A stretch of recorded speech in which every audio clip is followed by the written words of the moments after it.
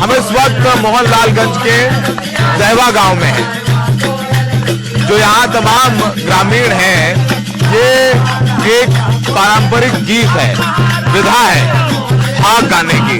तो अवध जो लोग जानते हैं वो जानते हैं कि फाग जो है वो गाया जाता है होली से पहले। फागुन का जो महीना है उसमें फाग गाया जाता है। तो फाग तो चल रहा है गांव में, अगर अवध में रात रात में ऐसे ही गाने बजते रहते हैं। लेकिन अब इस फाग में भी चुनावी रंग चढ़ा हुआ है। मोहनलालगंज में 23 तारीख को मतदान होना है। लखनऊ के अंतर्गत विधानसभा आती है। तो फाग के साथ चुनाव की बात करते हैं हम लोग। सर आपका नाम बताइए। राम प्रसाद वर्मा। राम प्रसाद जी, पहले बताइए फाग गाना जो गाया जा रहा है ये कब गाया जाता है और इसका महत्व क्या है, हमारे दर्शकों को बताइए। ये होली के उपलक्ष्य में होलिका दहन तक गाते हैं। बसंत पंचमी से शुरू करते हैं।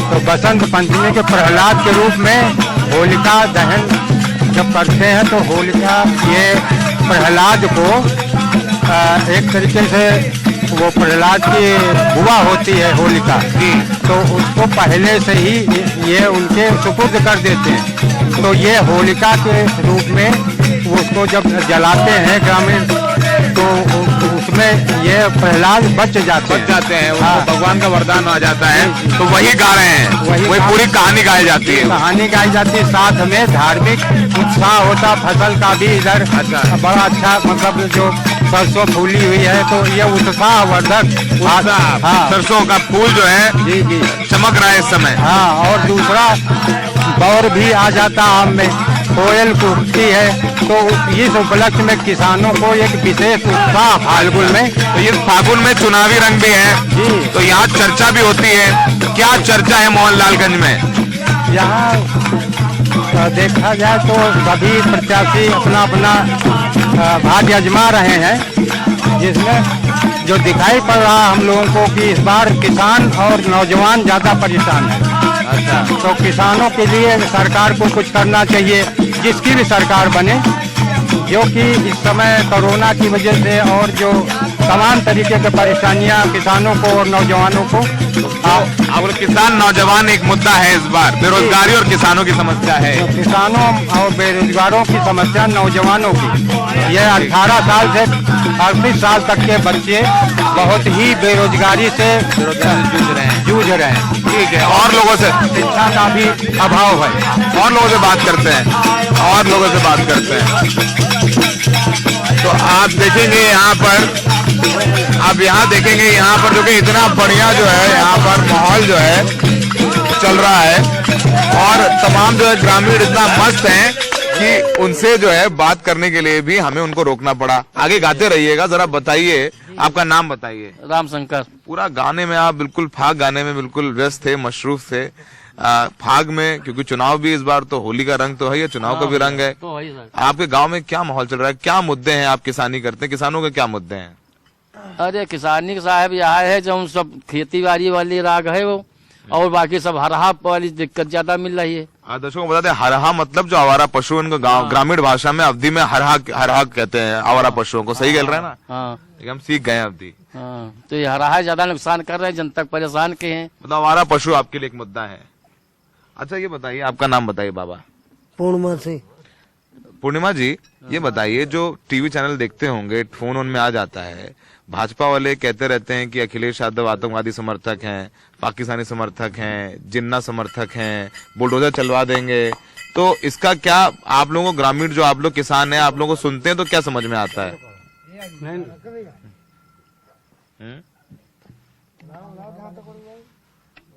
बताइए पूर्णिमा जी, क्या ये जो तमाम तमाम ये जो आरोप प्रत्यारोप चलते हैं इस पूरे चुनाव में, क्या लगता है आपको? क्या होता है? अरे बताइए, इतना समझाओ तो बताओ, कहो। हाँ बताइए, भैया बताओ। आप किसान हैं, क्या समस्या है आपकी? अब हमारे लिए समस्या भाई कोई नहीं है, खाली हराने वाली जो बताया। आवारा पशु वाली समस्या? हाँ, बस वही है। और कोई समस्या नहीं है आपको? हमारे लिए कोई समस्या नहीं। आप बड़ा बढ़िया गा रहे थे, हमने देखा आपको पूरा बिल्कुल मशरूफ होकर के, आनंद लेकर के। आपका नाम बताइए। बांकीलाल रावत। रावत साहब, आपके गांव में क्या मुद्दे हैं? हमारे गांव में मुद्दे यही है कि मतलब जो सब लोग जो हमारे गांव की जनता है तो जो है जानवर के पीछे ज्यादा परेशान है। हमारा पशु एक हमारा बहुत पशु जो है वो खेतों में सब तार बंधे हुए हैं तब भी जानवर घुस जाते हैं। तो यहाँ तो बीजेपी कह रही है आवारा पशु तो है, फ्री में राशन तो मिल रहा है। नहीं, राशन तो मिल रही है, राशन तो किसी को मिलती किसी को नहीं मिलती है।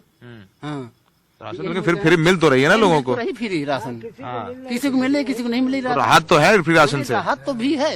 अच्छा ये बताइए कि आवारा पशुओं से ज्यादा नुकसान है आपको या फ्री राशन से ज्यादा राहत है? नहीं, हमको तो जानवरों से बहुत नुकसान है।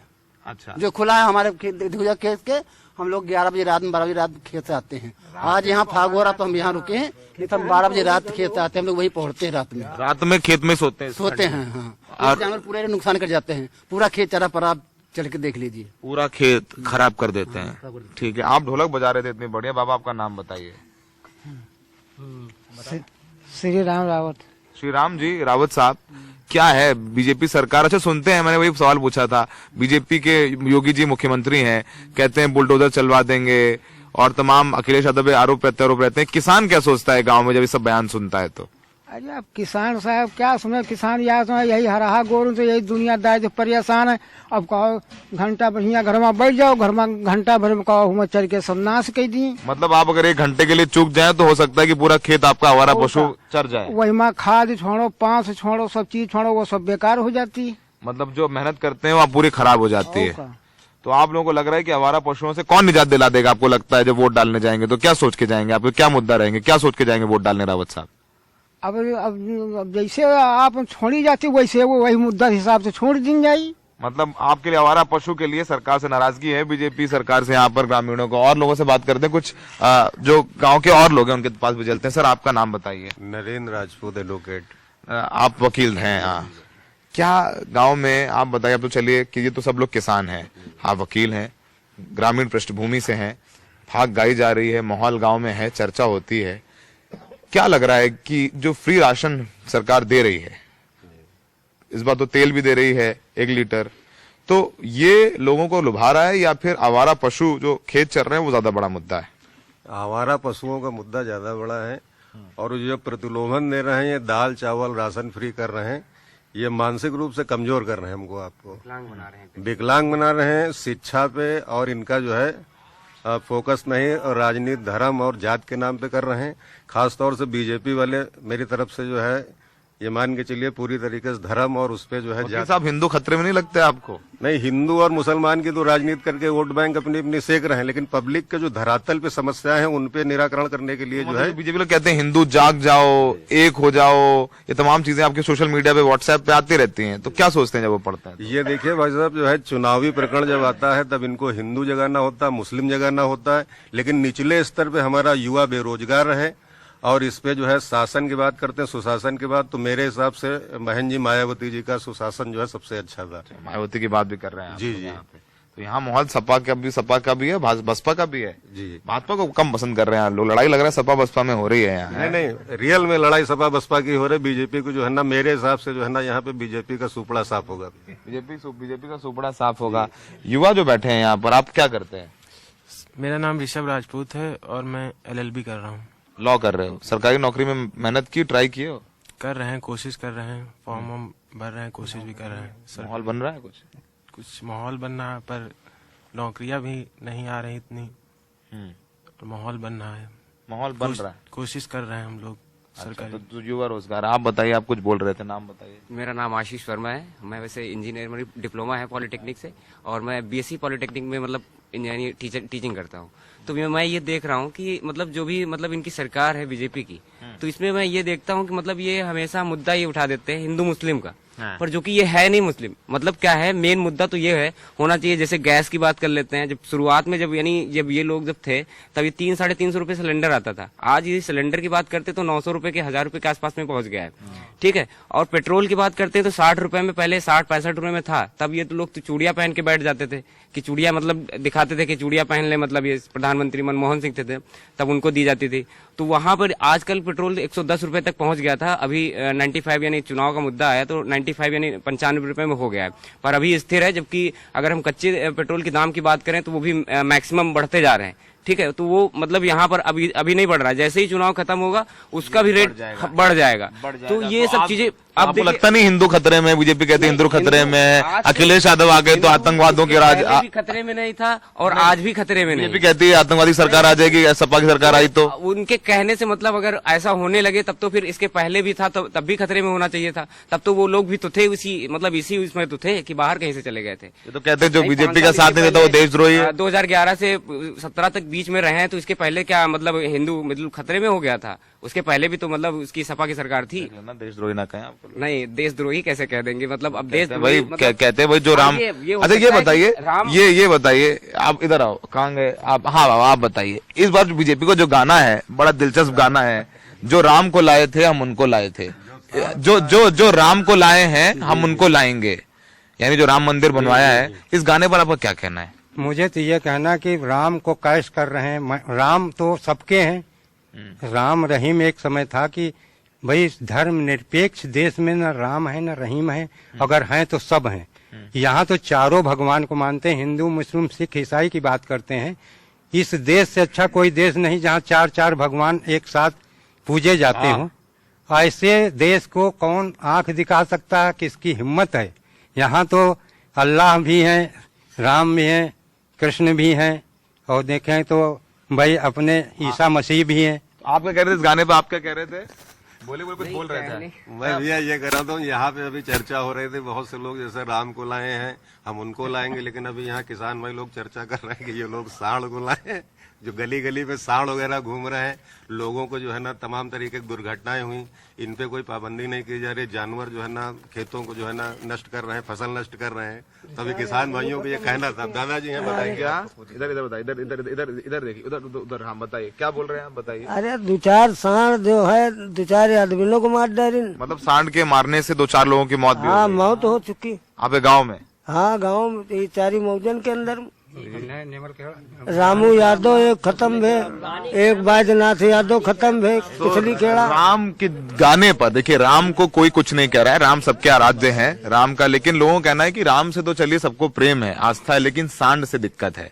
तो गांव में जरा कुछ बजा दीजिए, अपना फाग कुछ गा दीजिए हमारे दर्शकों के लिए। बजाइए ढोलक एक बार, मारिए थाप।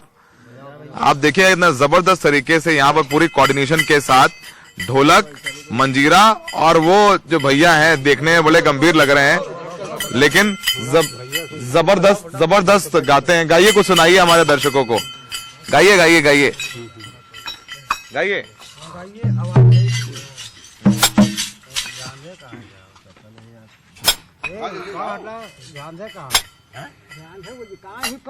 उठाओ वो आवाज जावा।